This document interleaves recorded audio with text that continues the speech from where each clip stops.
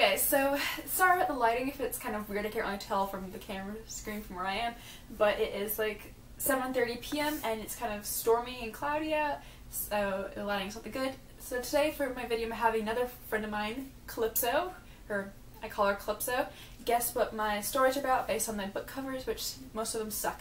So this is the first one, Autopilot. That was one I made just for this video.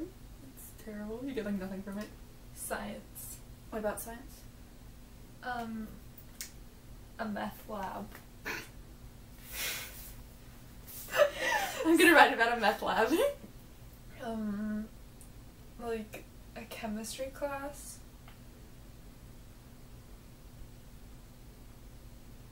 I don't know. Okay. How specific do I have to be?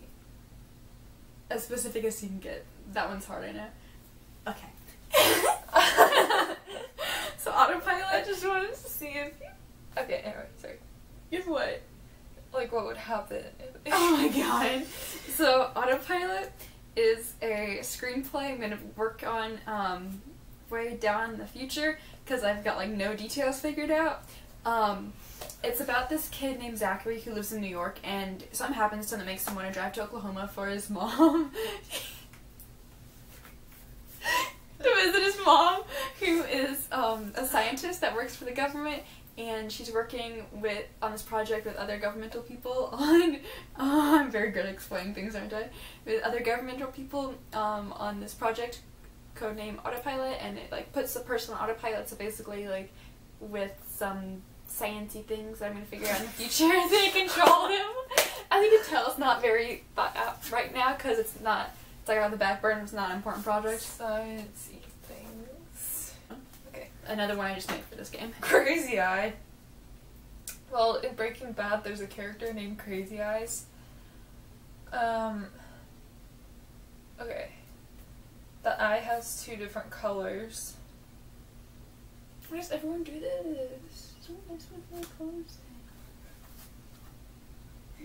Okay. It's fragile. Like the Half-Blood Prince book. Maybe it's about someone with the half blue, half brown eye. And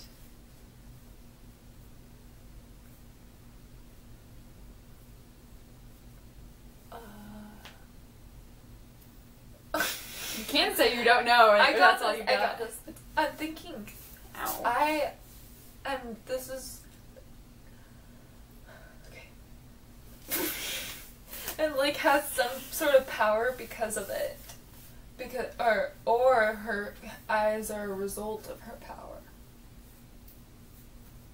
You done? Yeah. Okay. So, first of all, Crazy Eyed I was working on in middle school, and so it sucks like heck, and so it is retired. I'm not working on it, I just made the cover because I needed another book for the thing. Why is my leg hurting? Ah! Thanks!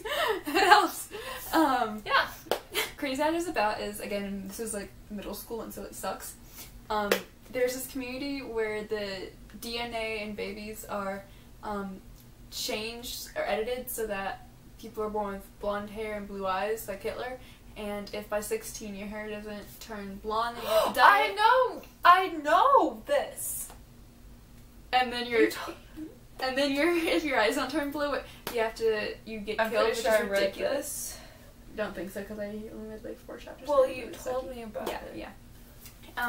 And obviously that's like not possible because humans' eyes don't change color. And again, this is really bad. So, like, they don't change blue and your hair doesn't change blonde unless it's like sun bleached. Well, you could. And so this is bad. You could probably Tired. manipulate your DNA, but that would be very hard because you'd have to figure out where it is. This is the next one. I've already Colored. read part of this. Okay. And it says it. Okay. Okay. This is just a random guess. A collection of LGBTQ plus flash fiction. And what's flash fiction? It's like short stories, but half the amount of words. It's like 500. It's like 1,000 or less words. Short stories are 1,000 to 10,000 words. Yeah. No lingo. And yeah. Ding ding ding ding, she got one right! Okay, next one. It's 22 heartbreaks. Wait, how many are there? There's 7. Well, I'm 1 for 3 right now. Okay. Okay. The 22 heartbreaks of Rainy Tavier. Rainy Tavier. Rainy Tavier. Yipperdoodles. Looks like she is a cheerleader, ice skates, rides on horses, sings, and gets married. This looks like one of those silhouette things you get at Disney. Okay. I started working on this in 9th grade. Like 22, it's about 22 either like boys that she gets with or girls. Maybe she likes girls better. Or just 22 in general things that happen in her life that aren't fun. Because I feel like 22 is a lot of boys or girls, but I don't know. Because if she's yeah. Okay, so you are kind of right. It's a series of short stories. Chico. Sorry. It's a series of short stories. It's on pause right now. I'm not sure if I'm going to retire eventually, but I guess there's other projects I'm going to work on more that are more important. Anyway, it's a series of short stories, and again, I was 14, so that sucks, especially the thing I'm about to say.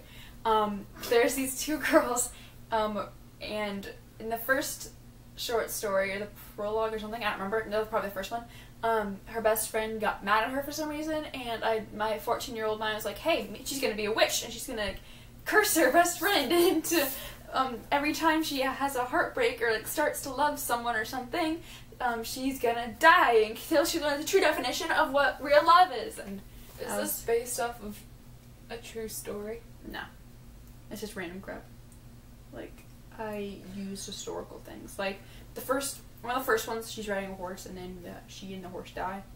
And that's all I remember, because like, I've written one. You killed a horse? Unfortunately. Dude. Okay, this is the next one. Okay. Half-Life Ceremony. Maybe she dies young, and so she only gets half a life. And this is like a recounting of her life by someone else. Or her ghost. Is it? Yeah. Okay. It's a car crash. Okay, so the Half-Life of Sarah Morrison is about this girl who is depressed.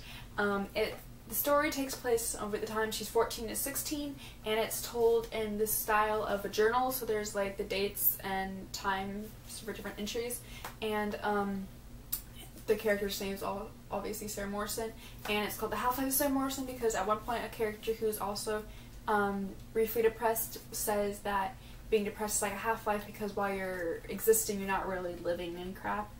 And it just tells of those couple first years of high school and stuff and her life. Yeah, teapots. This one's really easy because you can literally just read it. The Power of the Zoes. It's about all the different Oh yeah, plus you read some of it. zodiac signs. With your terrible highlighter. And there's a different... You don't finish like certain letters, so I'm like, this is a G or a C. There's different signs, and then each person has different, and there's a boy and a girl in each sign, and they have different powers, and they have like one of them can talk to cats. Elda. And they all come from different areas of the world, and they go to the place that I forgot. George Montana. And so they all speak different languages and stuff, and they're all different ages, and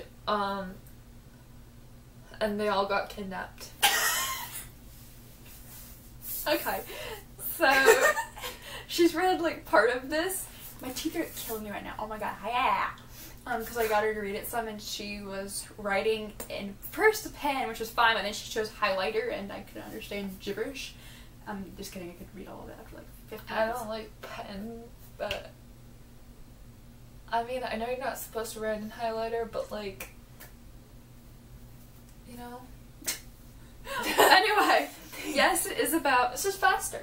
Anyway, okay. Except for the person trying to read it. Yeah. Anywho, Power of the Zoes is about this group of people who, once they turn 13, they Oh yeah. their power. They're not different ages. Yes. Once they turn 13, if they are born from one of the zodiac signs and they're Zoe, then they have 2 powers. 1, control over the element, and it'll flipping you off, and 2, over whatever other power they have. And as she said, the leader is Father Time, and their headquarters is in Jordan, Montana, and basically without, I can't say much because it's really spoilery-ish, but they protect magical and non-magical beings, and I've written the first draft of the first book, but there's a lot of stuff I've changed, like 2 major big things, and so I need to rewrite pretty much the whole thing. Do you kill people? Yeah, I'm planning on killing people in like later books, but I haven't yet. Just kinda, I'm planning on killing people. Yeah, I'm planning on killing people. Questions nobody ever asks.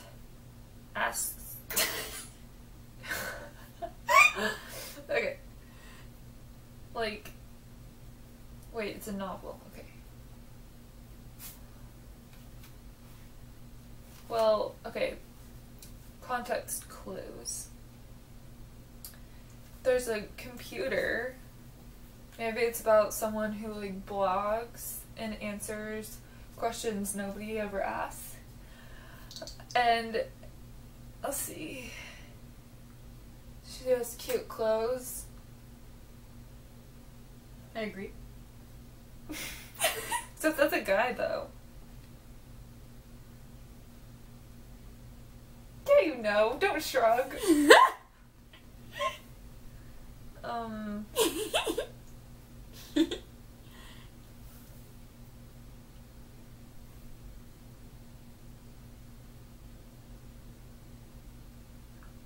That guy's really throwing me off. I mean, guys can be bloggers. Yeah, I know, but I was thinking the girl in the other 3 pictures. They must be connected. Maybe this guy blogs about someone else. Like his sister or girlfriend. Or wife. Did it? Yeah. Okay. Careful! Okay. Okay.